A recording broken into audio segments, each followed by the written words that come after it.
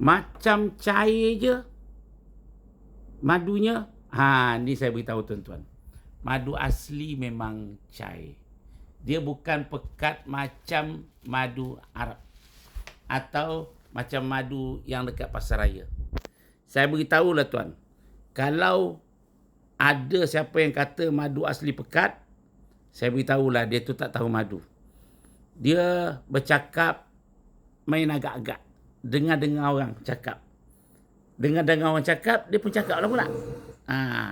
Kalau orang yang dah pernah pergi ke pokok, yang biasa tengok pemanjat, dia tak akan cakap macam tu.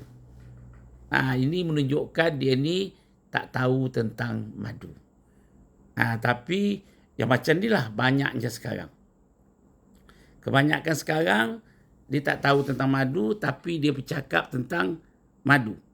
Dia tak tahu tentang madu, dia bercakap tentang madu. Dia tak tahu sumber dia bercakap tu pun kita tak tahu daripada mana. Dia mungkin agak-agak je boleh jadi. Ataupun dia dengar-dengar.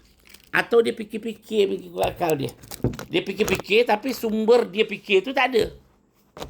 Dia dengar-dengar lepas tu dia percaya. Dari kepercayaan itulah dia dia membuat dia bercakap. Dia yakin. Yakin dia pun tak tahu dari mana dia yakin.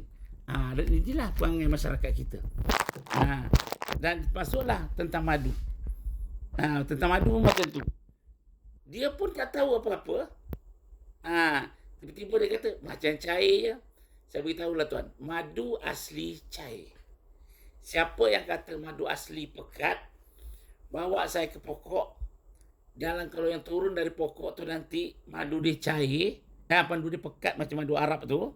Saya bagi tuan RM100,000. RM100,000. Dah 3 tahun cabaran ni saya buat. Sebab apa saya buat cabaran ni? Sebab saya dah bengang tengok orang yang kata madu asli pekat tu. Saya dah bengang tengok orang yang kata madu asli pekat tu. Sampai saya pun jadi susah. Sampai orang kata madu saya palsu sebab cair. Jadi saya beritahulah tuan, madu asli pekat, madu asli cair. Siapa yang kata madu asli pekat, bawa saya ke pokok, kita tunggu madu tu turun dari pokok. Kalau yang turun dari pokok tu nanti pekat, saya bagi tuan RM100,000. Pekat tu maknanya pekat macam madu Arab lah. Tapi kalau pekat setakat macam minyak masak tu tak adalah. Itu memang madu asli biasanya dia lebih kurang macam minyak masak lah. Keadaannya cair kan. Jadi siapa yang kata madu asli itu pekat, bawa saya ke pokok. Kalau yang turun daripada pokok tu nanti pekat, saya bagi RM100,000. Sengaja saya buat macam ni sebab saya pun dah susah nak jawab kan. Ada seorang tu siap bertengkar dengan saya lagi. Dia kata madu asli pekat. Bertengkar.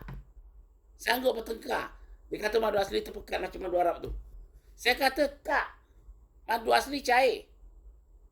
Dia bertengkar. Jadi kalau saya bertengkar tak guna. Bertengkar dengan orang yang tak tahu. Dia tak pernah pergi ke hutan. Tak pernah tengok madu daripada pokok. Dia bercakap tentang madu. Ramai yang macam tu tuan. Beribu-ribu orang yang macam tu. Tak pernah tengok madu pun daripada pokok. Tiba-tiba bercakap tentang madu. Jadi lebih buruk lah. Jadi saya senang je. Sekarang saya cabar. Siapa yang kata madu asli itu pekat, bawa saya ke pokok. Kalau tuan tak ada pemanjat, saya ada pemanjat. Saya bawa pemanjat saya pergi.